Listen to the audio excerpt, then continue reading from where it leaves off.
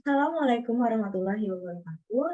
Kepada yang terhormat para Dewan Penguji dan Prof. Marwan Asri, selaku dosen pembimbing saya, perkenalkan nama saya Devino Alifa. Pada kesempatan kali ini, saya akan mempresentasikan terkait dengan hasil penelitian saya yang berjudul Pengaruh Direktur Wanita di dalam Dewan Direksi terhadap kinerja perusahaan pada perusahaan Kompas 100 yang terdaftar di Bursa Efek Indonesia. Berikutnya kita masuk ke latar belakang. Seperti yang dilihat pada gambar yang pertama ini, berdasarkan Global Gender Gap Index tahun 2020 yang diterbitkan oleh World Economic Forum, Gender Gap Index Indonesia memperoleh angka 0,70 atau 70%, di mana ini hampir mendekati angka 1 yang artinya hampir menihilkan kesenjangan antara pria dan wanita pada kesempatannya di setiap sektor di Indonesia, antara lain sektor pendidikan, ekonomi, politik, dan kesehatan. Untuk gambar yang kedua ini diambil dari report yang diterbitkan oleh Deloitte, menunjukkan bahwa persentase wanita di dalam dewan di Indonesia itu masih sangat rendah, yaitu hanya rata-rata sebesar 7,30%, yang mana ini rata-rata dari tahun 2014 hingga tahun 2021. Kemudian bisa kita lihat juga bahwa di tahun 2021 ini terjadi penurunan, yaitu menjadi 8,30%. Hal ini dikarenakan adanya penurunan persentase wanita di berbagai sektor di Indonesia, dan yang paling signifikan adalah penurunan pada sektor teknologi, media, dan telekomunikasi. Nah, dengan demikian, McKinsey Global Institute ini melakukan suatu penelitian di mana ia mengatakan bahwa Indonesia ini dapat meningkatkan annual gross domestic bruto sebesar 135 dolar miliar atau sebesar 9% di tahun 2025 dengan meningkatkan partisipasi kerja para wanita. Nah, untuk mendorong itu juga beberapa lembaga seperti IFC dan OJK ini juga melakukan berbagai upaya seperti pembuatan kebijakan, kemudian training, dan meningkatkan awareness terkait dengan manfaat dengan adanya wanita di dalam dewan. Seperti itu. Nah, berikutnya adalah beberapa pendapat mengenai adanya direktur wanita di dalam dewan direksi ini ternyata memunculkan baik dari sisi etika, memunculkan pendapat baik dari sisi etika maupun dari ekonominya. Nah, dari sisi etika sendiri bahwa perusahaan dengan adanya wanita di dalam dewannya, itu artinya perusahaan tidak mengecualikan wanita untuk bisa berpeluang dalam mengisi posisi-posisi penting di perusahaannya. Kemudian dari sisi ekonomi sendiri, kita bisa lihat bahwa di kualifikasi yang dimiliki wanita itu bisa mendorong pencapaian kinerja dari perusahaan.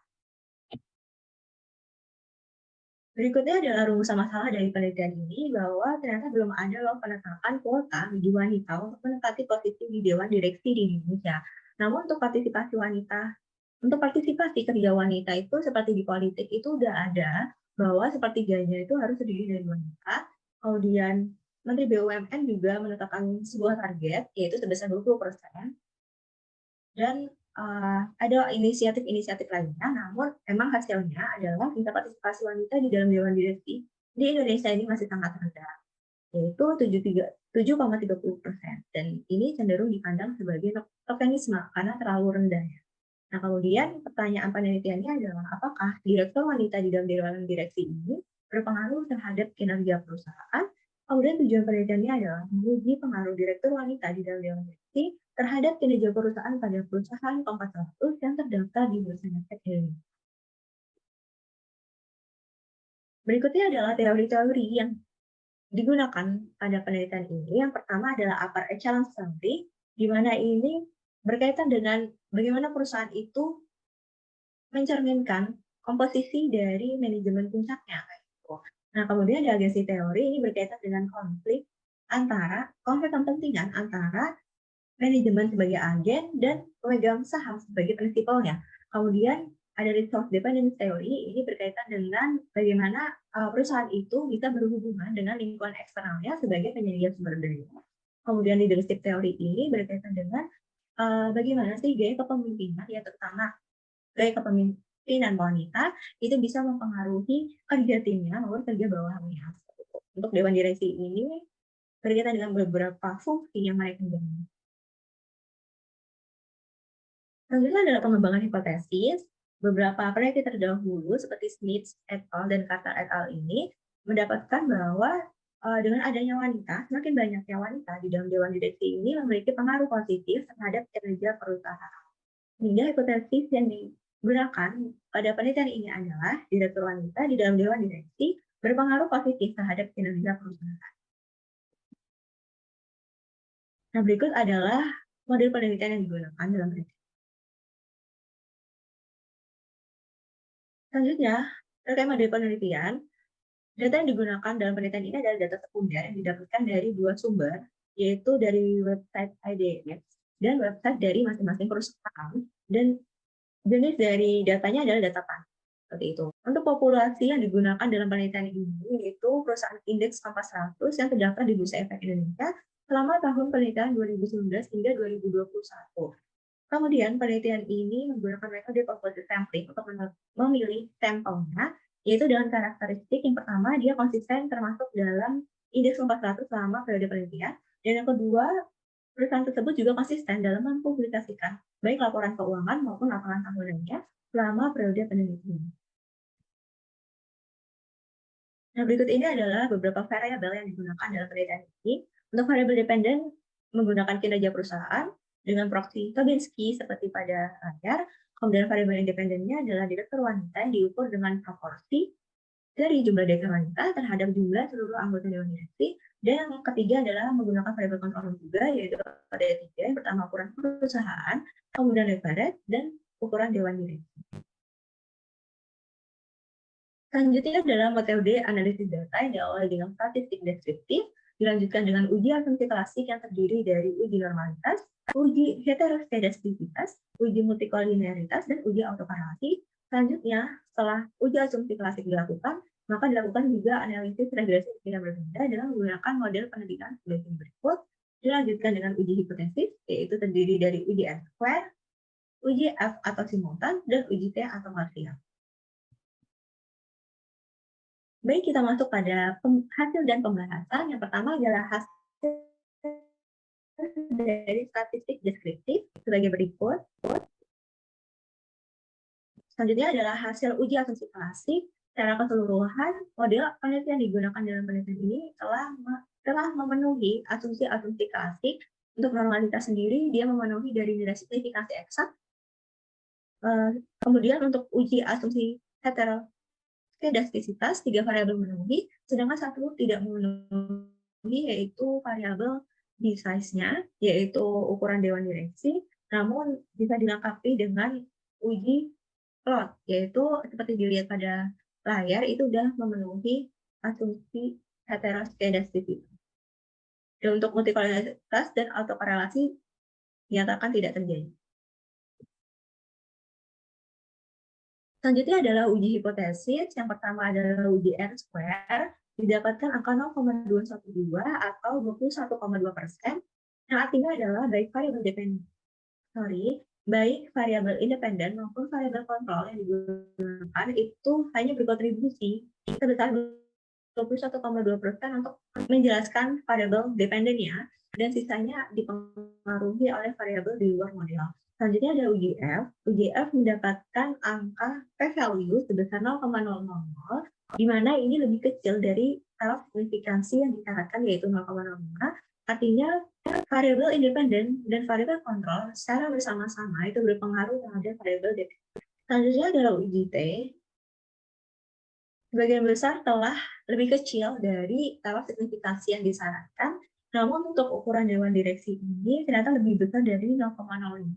Artinya ukuran dewan direksi ini tidak berpengaruh terhadap kinerja perusahaan.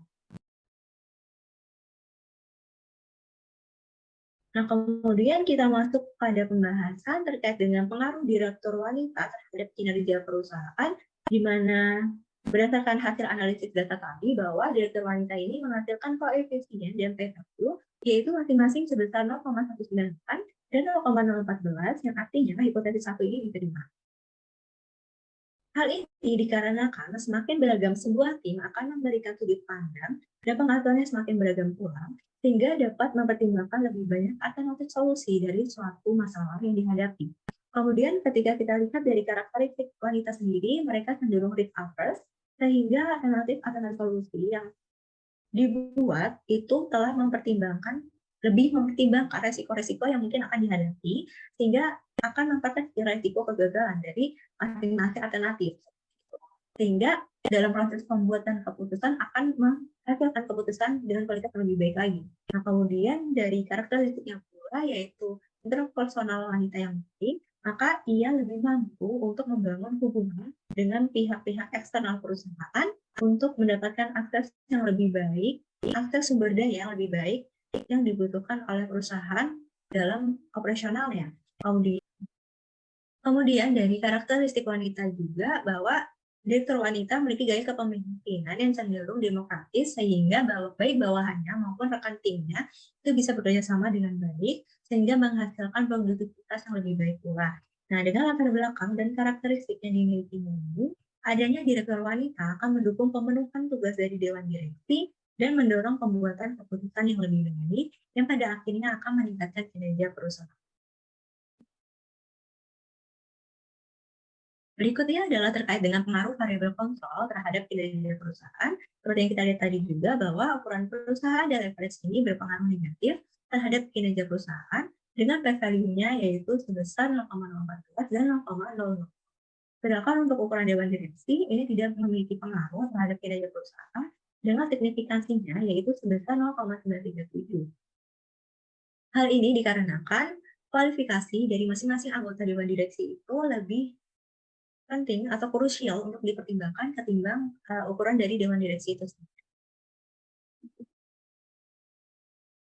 Berikutnya adalah penutupan, yaitu kesimpulan dan saran. Jadi kesimpulan dari penelitian ini adalah bahwa direktur wanita di dalam dewan direksi ini berpengaruh positif terhadap kinerja perusahaan.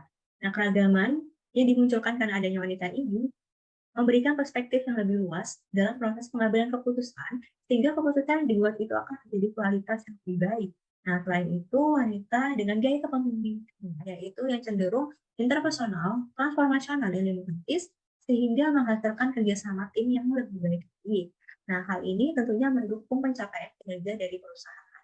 Selanjutnya untuk sarannya adalah bahwa penelitian selanjutnya bisa membagi perusahaan dalam berbagai sektor industri agar pembahasannya itu lebih fokus gitu terhadap setiap sektor industri.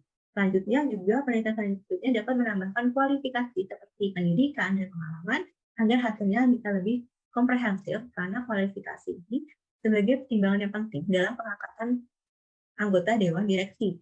Nah, kemudian penelitian selanjutnya juga dapat mengevaluasi pengaruh direktur wanita terhadap kinerja akuntansi dan resiko perusahaan ataupun menambah indikator keragaman lain. Seperti itu. Baik, sekian presentasi dari saya. Atas perhatiannya saya ucapkan terima kasih. Wassalamualaikum warahmatullahi wabarakatuh.